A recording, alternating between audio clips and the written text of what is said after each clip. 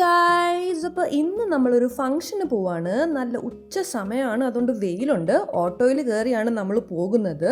നമ്മൾ എങ്ങോട്ടാ പോകുന്നതെന്ന് ചോദിച്ചാൽ, ഇന്ന് നമ്മുടെ വെന്നലിയും കുഞ്ഞും ആദ്യമായിട്ട് വീട്ടിലേക്ക് വരികയാണ്. അപ്പോൾ അതിൻ്റെ ഫംഗ്ഷനാണ് നടക്കാൻ പോകുന്നത്. നല്ല നട്ടുച്ച സമയത്ത് വീട്ടിലെത്തിയോണ്ട് ചോറ് കിട്ടി, മട്ടൻ കറി ആയിരുന്നു സ്പെഷ്യൽ, പിന്നെ മുട്ടയപ്പം ഉണ്ടായിരുന്നു. എല്ലാവരും ഓരോരോ പണിയിൽ തിരക്കായിരുന്നു. അവിടെ പൂക്കൾ ഇരിക്കുന്ന കണ്ടു, അതുകൊണ്ട് ഡെക്കറേഷൻ്റെ പരിപാടി ഞാൻ തന്നെ അങ്ങ് ഏറ്റെടുത്തു. എനിക്ക് ഈ കളറും പൂക്കളും ഒക്കെ ഭയങ്കര ഇഷ്ടമായതുകൊണ്ട് ആ പണി എപ്പോഴും ഞാൻ തന്നെയാണ് ചെയ്യുന്നത്.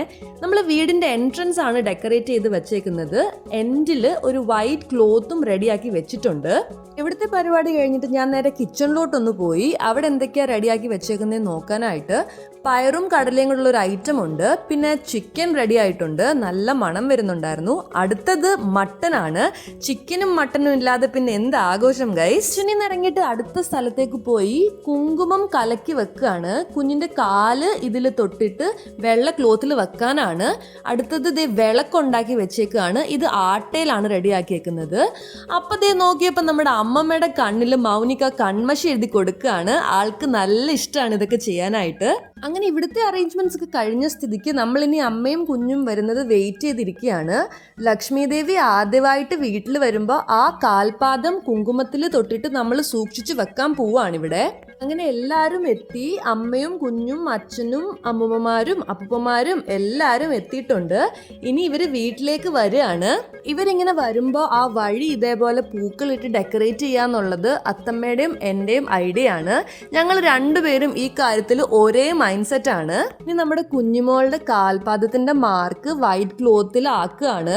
ഇത്രയും നേരം ഉറങ്ങുമായിരുന്നു, ഇപ്പോഴാണ് അവൾ ഉണർന്നത്.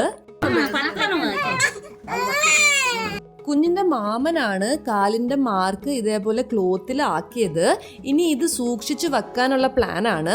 കാര്യങ്ങളൊക്കെ കഴിഞ്ഞിട്ട് കുഞ്ഞ് അമ്മമ്മയുടെ കയ്യിലേക്ക് പോയി വീടിൻ്റെ ഉള്ളിൽ കൊണ്ടുവന്നിട്ട് നിലത്താണ് മോളെ കിടത്തിയിരിക്കുന്നത്. ഇനിയുള്ളത് ഇവിടുത്തെ ഒരു പ്രത്യേകതരം കസ്റ്റമാണ്. ഞാനിത് നമ്മുടെ നാട്ടിലൊന്നും കണ്ടിട്ടില്ല.